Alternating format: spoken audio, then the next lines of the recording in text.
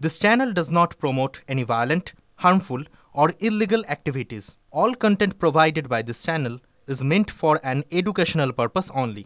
এখন প্রত্যেকেরই আমাদের নজর, বলা হলো বিশেষ নজর, তিলোত্তমা ধর্ষণ খুন কাণ্ডে তদন্ত কোন দিকে এগোচ্ছে, কারা কারা স্ক্যানারে, কারা কারা সিবিআই এর রেডারে রয়েছেন।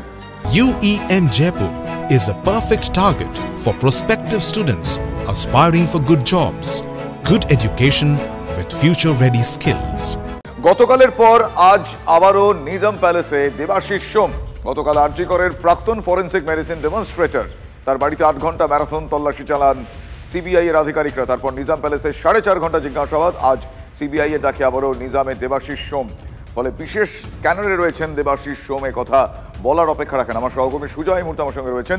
সুজয়, আমি জানতে চাইবো যে এখনো পর্যন্ত তাকে জিজ্ঞাসাবাদ, তার বহর গতকাল থেকে আমরা দেখছি, আর কি আপডেট সূত্র মারফত পাচ্ছ?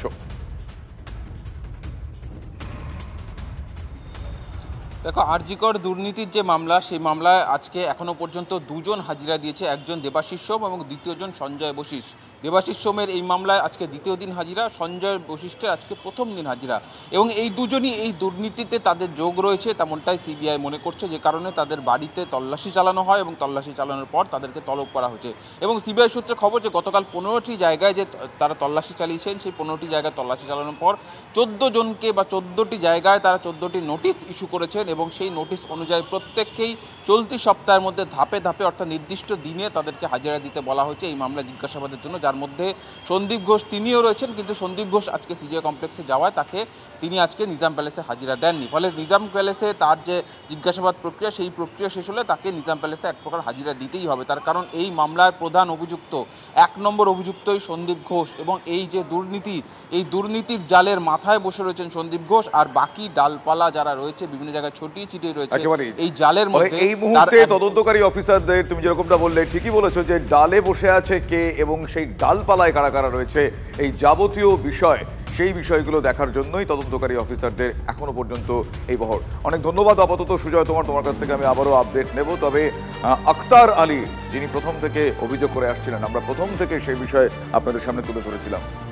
আক্তার আলী আমাদের স্টুডিওতে এই বিষয়ে কি বলেছেন, বিশেষ করে পোস্টমর্টেমের সময় তার উপস্থিতির সম্ভাবনা নিয়ে কি বলেছেন, একবার তার মুখ থেকে শোনাই আপনাদের।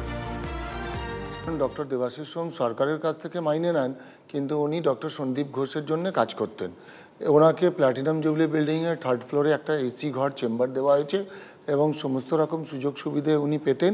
এবং এই যে ডেড বডি নিয়ে এগুলো হতো, তার মধ্যেও উনি জড়িত ছিলেন। আর ছাত্রদের ফেল করানো এবং পয়সা নেওয়ার, আর মাঝে মাঝে উনি বিদেশ ঘুরতে যেতেন। আপনি ওনার অর্ডার পেয়েছেন কিনা, আমি নিজে চোখে দেখেছি স্বাস্থ্য ভবনের ওয়েবসাইটে ওনার অর্ডার।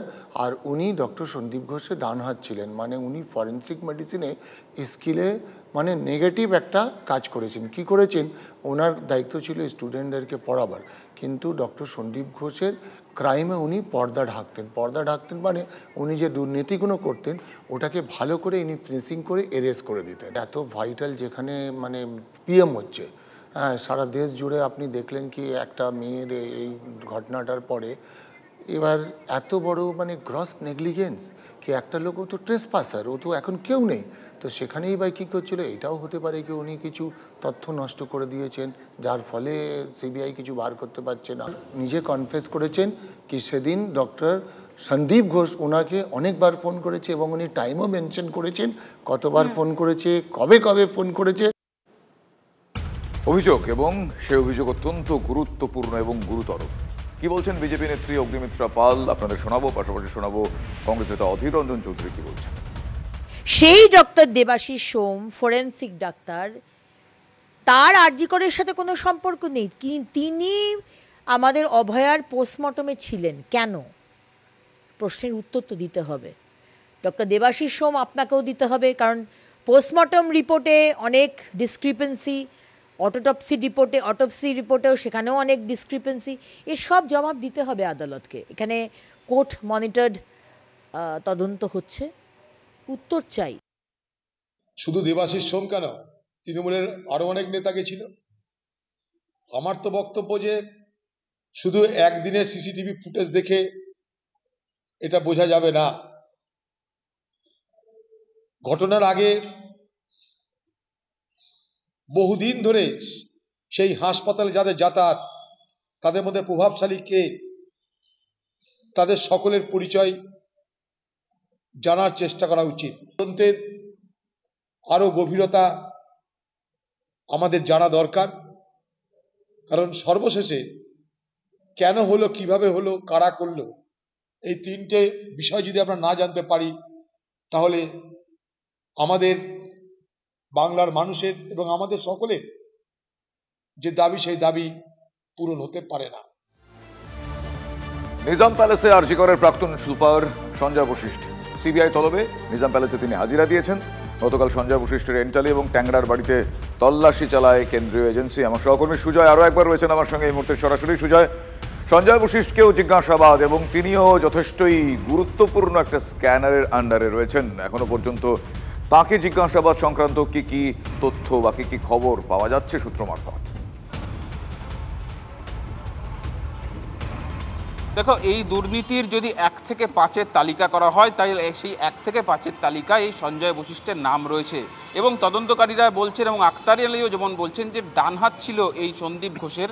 তদন্তকারীরা বলছেন যে একেবারেই তাই, তাদের হাতে যে তথ্য প্রমাণ এখনো পর্যন্ত এসছে সেইটা থেকেও তারা বুঝতে পারছেন যে সঞ্জয় বশিষ্ঠ কতটা গুরুত্বপূর্ণ এই দুর্নীতি তদন্তের জন্য এবং সন্দীপ ঘোষের সঙ্গে তার লিঙ্ক একেবারে স্পষ্টত রয়েছে তদন্তকারীদের কাছে। সেই কারণেই সঞ্জয় বশিষ্ঠকে তলব করা হয়েছিল আজকে 11টা নাগাদ এবং তিনি যথাসময়ে হাজিরা দিয়েছেন, অর্থাৎ 11টার মধ্যেই তিনি হাজিরা দিয়েছেন। আজকে তাকে নথি দেখিয়ে জিজ্ঞাসাবাদ করে বয়ান রেকর্ড করবেন তদন্তকারীরা। কি নথি? অর্থাৎ তার সম্পত্তি সংক্রান্ত নথি, তার আয় ব্যয়ের নথি, সেইগুলি রাখা হবে। তিনি হাসপাতালের সঙ্গে কিভাবে যুক্ত ছিলেন, সন্দীপ ঘোষের সঙ্গে তার যোগাযোগ কিভাবে, কি কি ভূমিকা, কি কি কাজ তিনি পালন করতেন, কি কি কাজ তাকে করতে হতো ওই হাসপাতালের ক্ষেত্রে, এই সম্পর্কিত গুরুত্বপূর্ণ বিষয় তাকে তলব করা হবে। এর আগে সঞ্জয় বশিষ্ঠকে আমরা দেখেছি যে তিলোত্তমা হত্যা মামলায় সিবিআই তাকে সিজিও কমপ্লেক্সে 2বার তলব করেছিল, জিজ্ঞাসাবাদ করা হয়েছে। ফলে প্রত্যেক মামলাতে আরজি কর সংক্রান্ত যে কোনো কিছুতেই তদন্ত করতে গেলে নাম উঠে আসছে এই সঞ্জয় বশিষ্ঠের। ফলে বুঝতেই পারছো সঞ্জয় বশিষ্ঠের ভূমিকাটা কতটা গুরুত্বপূর্ণ এই তদন্তের ক্ষেত্রেও। ফলে সেই সংক্রান্ত নথি এবং গতকাল তার বাড়ি এবং আরজি কর হাসপাতাল থেকেও বেশ সমস্ত নথি তদন্তকারীরা বাজেয়াপ্ত করেছেন, সেই জায়গাতেও তার যোগ রয়েছে বা তার লিঙ্ক পাওয়া যাচ্ছে, তেমনটাই তদন্তকারীদের দাবি। ফলে সেই সূত্রে আজকে তার হাজিরা, জিজ্ঞাসাবাদ, বয়ান রেকর্ড অত্যন্ত গুরুত্বপূর্ণ এবং সন্দীপ ঘোষের এই সিবিআই দপ্তরে হাজিরার আগে এই সঞ্জয় বশিষ্ঠের বয়ান রেকর্ডটা কৌশলগতভাবেই সিবিআই নিয়েছে। তার কারণ সন্দীপের বয়ান রেকর্ড করার আগে সঞ্জয় বশিষ্ঠ একেবারে এদের বয়ান অত্যন্ত গুরুত্বপূর্ণ এবং তদন্তের স্বার্থে তাদের বয়ান এবং তাদের কাছ থেকে কোন কোন তথ্য, কোন কোন ক্লু পাওয়া যায় সেই বিষয়টা অবশ্যই জানতে পারা যাবে, সেদিকে আমাদের অবশ্যই নজর রয়েছে। আপাতত তোমার ধন্যবাদ সুজয়।